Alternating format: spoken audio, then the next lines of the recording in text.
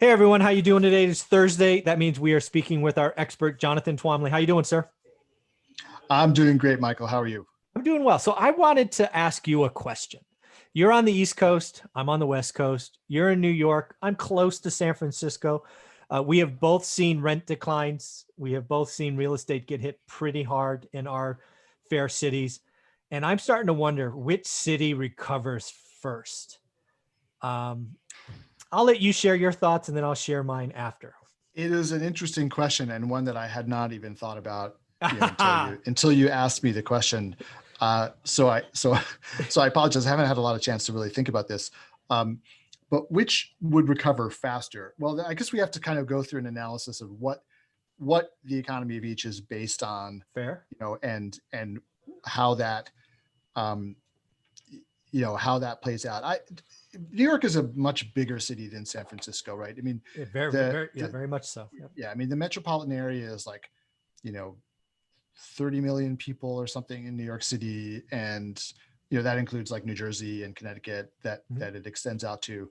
And the economy here is, finance is probably the headline, uh, uh, you know, the headline industry, but it's not. The city is not dependent on the finance industry, right? It's just a big, Mhm. it's a it's a big part of it, but it's not. There's a lot else going on. I mean, there's there's TV, right? There's Mhm. all of the networks are based here.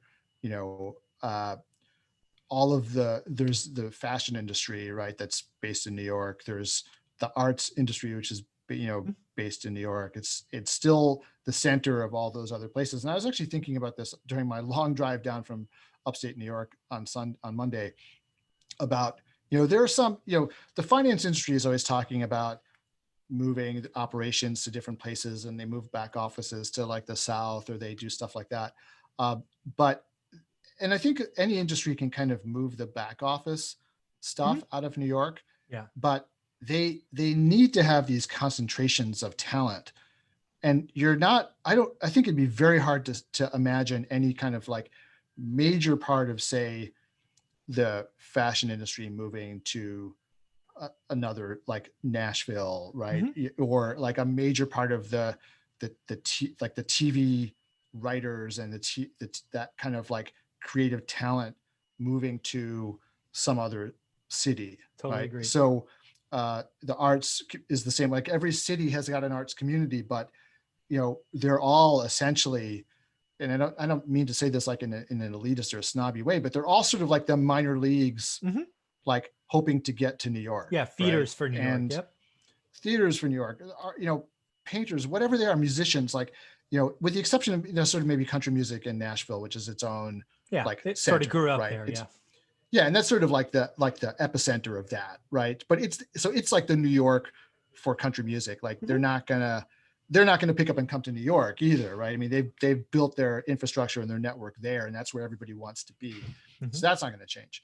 But for other things, you know, it's very difficult to imagine it going anywhere, because like no one's going to leave. No one player is going to leave on their own, Right. because they can't, because they need to be near everybody Yeah, else, and right? it's all of those things you've just run through, and it just makes me even more confident in my pick. All of them require people interacting with people, right? And Yeah, it's not only people within a company, but it's the it's the amalgamation of all the different pieces and parts working together to make the fashion industry, to make the arts, to make financials. It's yeah, it's you just can't yeah, kill it. It's going to survive, and it'll grow and it'll shrink and it'll grow. yeah. And there's only, and look, like everything else, if they're creative, so brain work industries, right? Some of it can happen offline, Mhm. right? Or online, or from Sure. home. And I know, I mean, I've got friends who are TV writers and movie writers and stuff, and they already work from home, right? It wasn't like they were going to an office, Right. to write their movie scripts, right? They were doing it in their own, office at home, or on Right. their sofa, or wherever they write these things. Coffee, they can't do it in a coffee shop anymore. That's probably what they can't do, but they were not working at an office anyway. But they were going in, like they're having meetings and having parties and having like that's the glue for these industries, is where people meet each other and like learn Mhm. about new jobs and new opportunities. And that stuff, this is again why I think that, there's a lot of people who, I know when I talk, I have this tendency to go off on these tangents, but there's always a point, right? So just like people have been saying, office is dead, nobody's going to want to work in an office again, or like New York is dead because now they can work from home, and they're just going to go and they're going to move to the mountains, or they're going to go to Atlanta or whatever. Like there are limits to that. And the reason there are limits to that, yes, at the margins, it'll happen. Absolutely. But the problem with that is that at the end of the day, it's very difficult to form really good networks where you get jobs and you get creative like stuff happening at a distance, right? It's one thing to like interact with people you already know, online and develop relationships with them, but it's not the same as like hanging out with them, going to the same parties, knowing the same people, and learning about the job. It's like, so so I think that there are limitations to this kind of like everybody's just going to go and live in their own pod at their house, and just only interact on Zoom. I could be wrong, but I really don't think. I think there's a limit to that. Yeah, and again, I've been reading about New York and San Francisco for probably months now, because again, I'm trying to I felt both of those would feel pain first. So if you can find that, it could tell you other things. I didn't see any articles. I don't remember any articles where New York companies, right, headquarters, basically said all your employees can work from home forever. We're shutting down the office. We're going to shrink our footprint. I didn't hear any of that from New York. I heard it all over in San Francisco. I mean, there is some of it here, okay, but there is. And I think that look, every company feels the same way. They're like, hey, if I could pay less for real estate, I will. Right. So to the extent that they can shrink their footprint and have more people on sort of like flexible arrangements where they're working from home part-time, coming in only for meetings, what have you, I think that will happen if the opportunity is there. The thing is though that like I think maybe what you're thinking about is Wall Street did say we want you guys back in the office. Yeah, they did. Unlike tech. So with the Wall Street folks, now they're making arrangements, social distancing, all the things that they need to do to protect people, having people come in at different times, whatever it is. Nevertheless, they've been saying like, hey, we think this works better when you guys are all here. And information is shared more. It's all of that. Yeah, it's the whole culture of Wall Street kind of depends on people being together and like those like informal conversations that are happening. Did you hear about like the little things and stuff? And if you're not sitting at the terminal next to the guy, if you've got to like log in and go find them and arrange a meeting and so like that kind of information doesn't get shared. It only happens when like like you're like standing at the sink in the washroom next to the guy, right? Yep. Or like whatever, you run out to Starbucks together to grab some coffee and you're chatting informally. That's those kinds of interactions require people to be in proximity. And I think that's happening. I think a lot of New York based industries are like that. But again, like the other things, say restaurants though, New York is a huge food city as San Francisco is, that's getting whacked. New York is a huge tourist city like San Francisco is. I mean, New York actually may be the biggest tourist destination in the world. New York is, yes. Huge tourist industry. That's until we get coronavirus shut down, that industry is just dead. Right. Yeah. And so, that's another thing. Like when we were talking in our previous video about lockdowns, New York City could open its tourism industry tomorrow and say, we're open for business. Yeah. Until we get coronavirus under control, I can guarantee you that there are going to be very few Europeans showing up to come to New York as tourists, right? Because people are just going to say, the United States is a hotbed of coronavirus, right? I'm not going. That's assuming that the travel restrictions were lifted on the other end. Right. But I think that there's always going to be bargain hunters, like people who just don't, they just don't feel anything is risky. They believe they're impervious to everything. Like those people will come and they'll be like, hey, this is great. I can travel to New York for half the normal price. I'm going to go.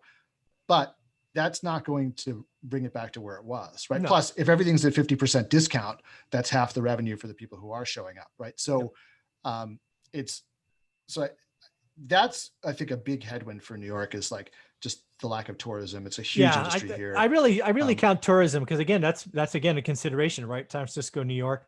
I think they're both hurting now. I think there's two things that I'll say is I think New York opens up before San Francisco, maybe not by a lot, but by several months is my guess.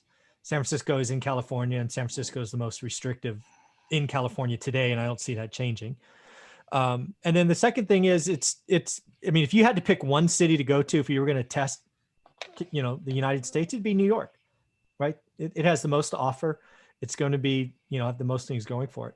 But the other thing when I think about comparing New York and San Francisco, and again, I don't live in New York. My daughter's there, but you don't really, how's the homeless population, crime? I mean, in San Francisco, it's a running joke that they have an app to tell you where people are shitting on the streets. I just see just nasty things going on in San Francisco that I don't see going on in New York. And some of that's probably weather related because it snows, but there's a huge homeless problem going on in San Francisco that just makes it unsafe, undesirable. People don't want, and people can't, there's a condo tower that, you know, $1 million condos now that there's a homeless encampment literally across the street. I mean, why would you want to come out the front door? You couldn't let your kids go out. It's just, I don't sense that in New York, but maybe I don't see it maybe.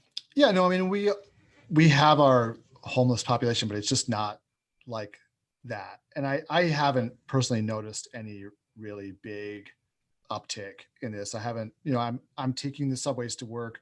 I haven't noticed any really big uptick in, say, panhandling or homeless on the subways.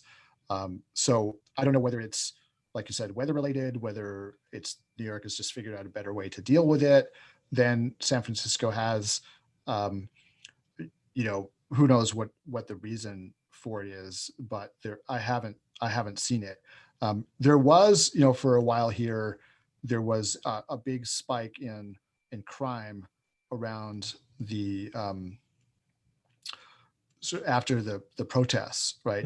But I think part of that was actually the NYPD trying to show their muscle, and basically withdrawing from a bunch of neighborhoods and saying like, hey, if you want to defund us here, we're going to give you a little taste of what the world is like without police. And then since they stopped that, you know, the crime predictably has dropped, you know, back to where it was, but definitely it's not, you know, I have some friends who are living in some of the neighborhoods that were hit by it. And what they're saying is that it was really horrible for a couple months. And now it's back to, you know, to normal again. So, which is obviously good.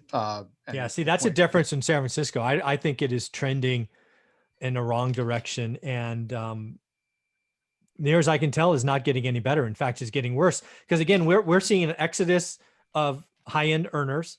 You're seeing an exodus of companies. You're seeing less people, you know, spending the day, right? San Francisco, it's for the most part, like Manhattan, I'm sure people come to work and then they leave.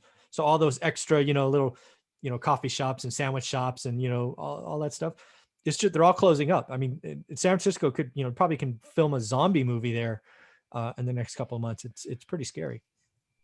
Yeah. I mean, I think even in Manhattan, the population of Manhattan is still something like 1.5 million people who live there. Right. And I think that in the neighborhoods where people live, the restaurants are getting by with takeout orders and people are still going out and buying their coffee and, you know, they have the outdoor dining and so the restaurants are kind of getting by on that. I think where the real problems are is the restaurants in the business districts, right? So the restaurants in Midtown where nobody lives, right? I mean, nobody lives in Midtown and few people live in the Wall Street area, although it's become more of a residential area as businesses. Wall Street essentially has migrated from Wall Street to Midtown, right? So the financial industry, there's still some law firms and still some financial firms down there, but they've really mostly relocated to Midtown Manhattan, just because it's much easier to get to from the suburbs, right? If you live in Westchester, train takes you right to Midtown. Yeah. You don't have to get on the subway then and go downtown again. So really Midtown has become the epicenter of all business, right? And ironically enough, the creative industries have now moved down, like because rents are cheaper, they've moved downtown. So, but still, those areas that are really heavily dependent on people going out, all the restaurants that essentially exist on lunch, right? Yeah. Like all their business is made at lunchtime. Those places are hurting really badly because there's nobody around. And so that's a huge problem. Now you're seeing that less in places like Brooklyn that are largely residential. I mean, there is a downtown Brooklyn that's a big business district, but it's not so, like, it's kind of tiny compared to what's around it. Like, you walk a couple blocks in either direction and you're back in residential areas. So I think that those businesses have not been hurt as much because there's still people around. But in Manhattan, that's really the problem. And also with Manhattan, what we're seeing is, I think a lot of people are feeling very cooped up in their apartments without outdoor space and just it being so crowded. And look, people don't want to, if you live in, a 30-story apartment tower, right? The elevators were already a problem, sometimes waiting for, I lived in one of those buildings for a while and it was horrible waiting for the elevator to get up and down. And now when you've got restrictions like 2 people per elevator, it's just difficult to get in and out of your building. Right. So, so I think a lot of people are feeling like if they're renting, if they're owning them, they're stuck because nobody's really buying those apartments right now. But if they're renting and they have the cash to buy, what you're seeing is a lot of movement to not just the suburbs in New York and New Jersey, but to the boroughs of New York. So people are moving to Brooklyn, they're moving to Queens, and Staten Island, Bronx, whatever, because so those markets actually have remained hot, which surprised me. But the markets even for rent too, but less so. But especially for buying, a home, whether it's an apartment or a standalone house, those markets are very strong because people they don't want to leave the city, but they want to get out of Manhattan. Yeah. So when we go back to the question of who we covers first, New York or San Francisco, I come down, all the signs point to New York. More going for it, more diversity, less pain, crime, just homelessness is. I don't know how New York doesn't recover at least a year or so ahead of San Francisco. I think San Francisco, what it is up against is, in addition to those things, I think like culturally, since it's such a tech hub, you've got so many people who are like, let's use the tech. Exactly. Right? We don't need to be, we don't need to be downtown. We don't need to be, we have companies. Let's all do it online. Like this. Yep. Exactly. We have companies spending $30 million to get out of leases. They signed $30 million to end a lease early because they're just shutting it down. They're like, no, we're going to, and oh, by the way, they're going to open up hubs in, 5 other states. And oh, by the way, it's cheaper. And it's just tech. Yeah. Tech is, San Francisco won't be the tech. It's going to be dramatic. What is happening because the tech industry is done, probably be half the size in 6 months. Yeah. It'll be interesting though, because like the tech industry is, again, like if you read about how Palo Alto and Silicon Valley developed, right? It's all about those in-person network effects, right? It's all because like the people who worked for, Sun Microsystems back in the day, then went and founded like all these other companies and like, and the talent was there to hire and like all that happened. Yep. Serendipity. Yep. Yeah. All the serendipity, but more importantly, all of the people being in the same place, right? And people being attracted to the area. I think, Silicon Valley is not going away, but I can definitely see it's shrinking. And you've got other tech hubs developing, like Austin. Yeah, is for sure. Probably Research Triangle. Like, yeah. There's still, even with all the attention paid to them, they're still minuscule compared to Silicon Valley, right? But this is going to help them. This can't possibly hurt them, right? With this coronavirus epidemic, with people just wanting to go and relocate, or I know that even in Utah, right, has got Mhm. Salt Lake City has got a burgeoning tech scene, still tiny compared to Silicon Valley, but this is going to put some wind at its back at Silicon Valley's expense. Yeah, I think what's going to happen again, I've been in the Valley my whole life, so almost 5 decades. This is just going to be our winter season. It's going to get a little small. It's going to get a little more intimate. It's going to get cheaper, rent and price, certainly in San Francisco. I mean, it's even getting to the point where Sand Hill Road, right? Sand Hill Road is where all the venture capital is, right? It's in Palo Alto. Even they're talking about opening offices in other states. So I do think San Francisco's in for a couple of years of winter, but then we'll get to a point where it's priced right, and then we will grow out of this again. So it's not going to be devastated forever. It's just it's got a couple of years of pain ahead, and I think it recovers after New York. Yeah. Well, I'll say one thing. I think that this is a headwind for New York's tech industry. New York has been trying to try to diversify itself further away from Wall Street. Oh yeah, for sure, has been really hitting hard on the tech the last few years, and they've developed a big tech hub in Brooklyn, another one on Roosevelt Island, and pushing that aspect of things. I think all that's going on now is making that harder. But I don't think that push is going away, right? I mean, I think they're going to continue that push. But New York has got all kinds of issues of its own. Sure. Like price of housing being one, but that this may change that. Rents are down. We'll talk about that in a minute. Yeah, absolutely. So, well, let's get to our third topic of hand. But before we do that, let's make sure everybody realizes there's something going on with multifamily launchpad that they need to pay attention to. Why don't you go ahead and share that? Yes. So absolutely. Thank you for reminding me about that. So my multifamily investment mentoring program called Multifamily Launchpad is going to go through some big changes coming into 2021. And what is going to happen as a result of those changes is access is going to be restricted to a couple of times a year, and the price is going to go up substantially. The good news for you is that if you've been sitting on the fence and you've been thinking about joining and you just haven't been able to pull the trigger on this, today is the 12th. Through Sunday the 15th, you can still join at the $97 a month price and lock it in for as long as you stay a member and avoid the big price increase that's coming. We're going to be doubling the price to $197 a month. So get in now, keep that $97 price for as long as you want to be a member, but only through Sunday. And if you don't join Sunday, you're not going to be able to get in at any price until I think March is the next open date. So if you've been thinking about it, now's the time to get off your duff and join up. Yeah. And folks, again, if you're thinking about multifamily investing in 2021's right around the corner, you've got to get ready. You've got to do your research, learn your market. I got to tell you, Jonathan's the truth. You can go back and watch hours and hours of us doing interviews. We've been doing this over a year now. Again, I would point out one specific video where we did the math on how an apartment building or multifamily can go from 120 to 60 million, right? He knows what he's doing. You need to be a part of this. So get off your duff, as he says, and sign up. The link will be below this video. Thanks, everyone. Thank you.